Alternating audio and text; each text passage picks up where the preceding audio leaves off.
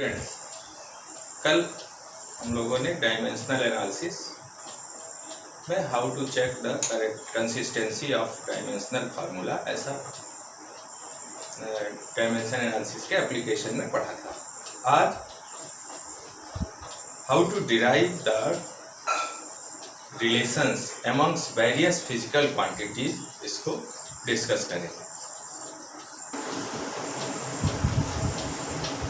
अब हम लोग चेक करेंगे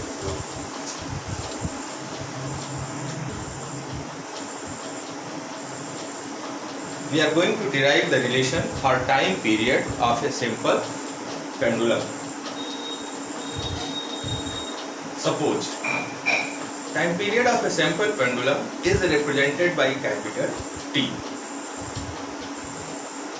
and the question is, time period of a simple pendulum may depends upon length of thread, mass of bob and acceleration due to gravity. Then, to derive the relation using dimensional knowledge, we have to write first the quantity for which relation is to be derived. पहले उस quantity को लिखेंगे जिसके लिए फार्मूले को derive करना है। Here it is time period T.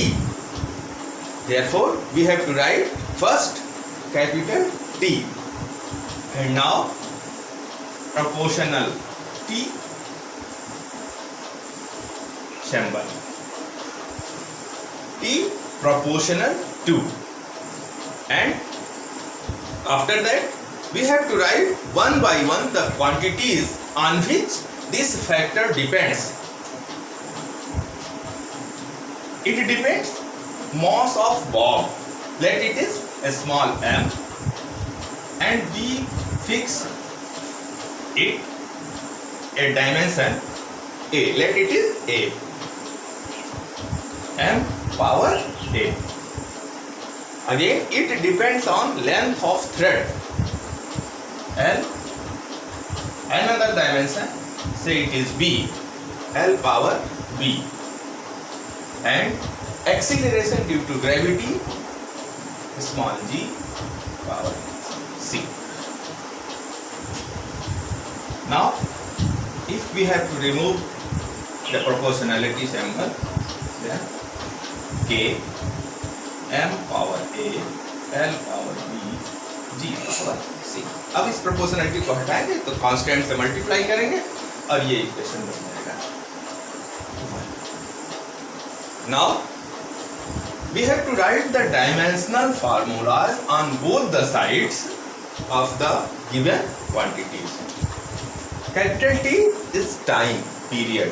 Time period means time, and we have to write time as capital T in dimensional formula.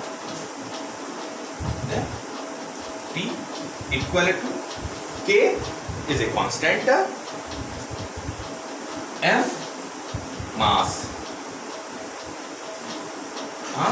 m power a. m is the mass of bob. bob माने वो जो pendulum में पीछे नीचे जो oscillate करता है, massive metallic ball होती है, उसी को बॉब बोलते हैं। Length b, length of thread, जिस आगे से वो बंधा होता है उसको थ्रेड बोलते हैं, तो लेंथ ऑफ थ्रेड, और ये हो गया b।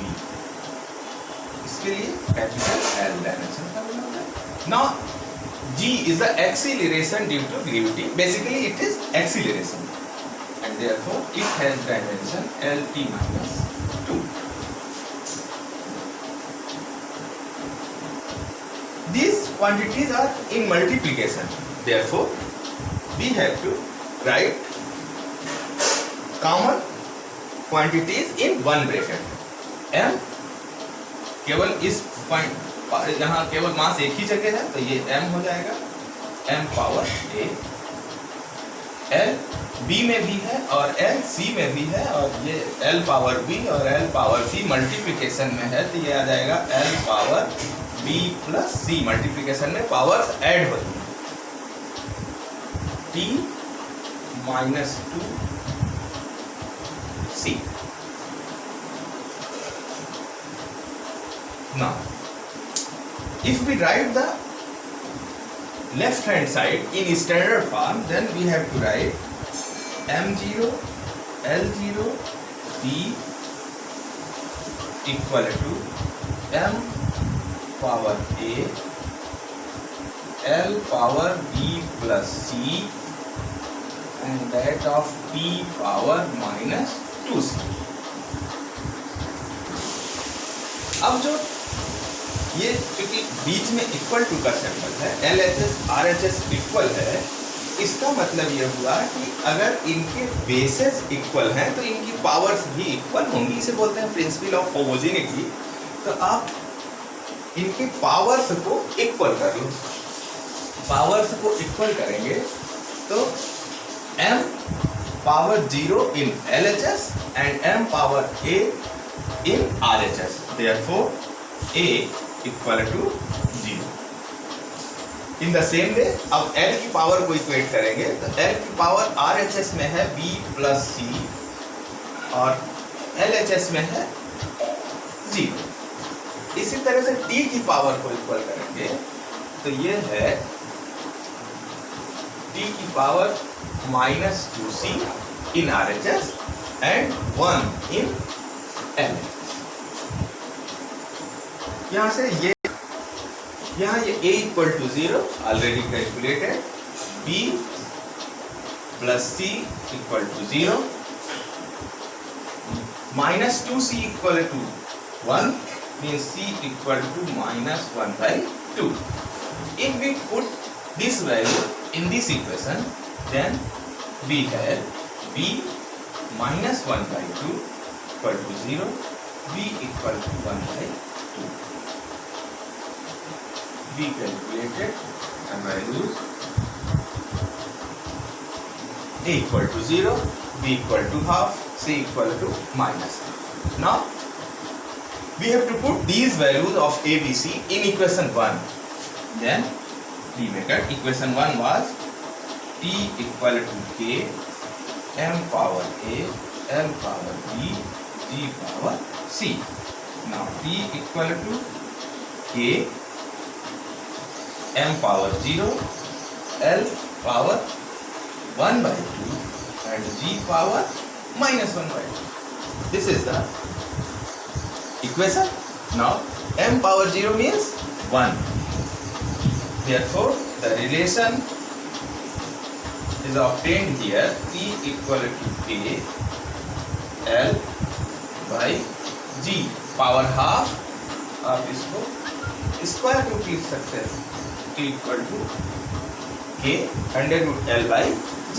This is the relation for time period, but k is a dimensionless constant. तो डायमेंशनल एनालिसिस की ये लिमिटेशन होती है कि हम इसके थ्रू कांस्टेंट टर्म को इवेल्युएट नहीं कर सकते. लेकिन अगर हम पहले से if we know previously what is the value of constant, then we have to put here we know that p equal to 2y under root l by g is the correct relation. Then we may write, ऐसा हम लिख सकते हैं. वैसे यहाँ तक भी ये सॉल्व हो गया तो डायमेंशनली करेक्ट है.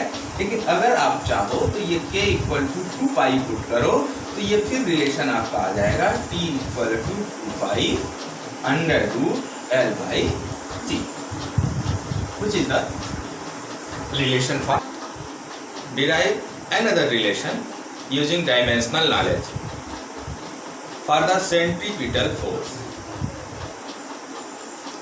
The question is, force F depends upon mass of body, linear velocity v by which it moves on a circular path, and r radius of the circular track on which it is moving.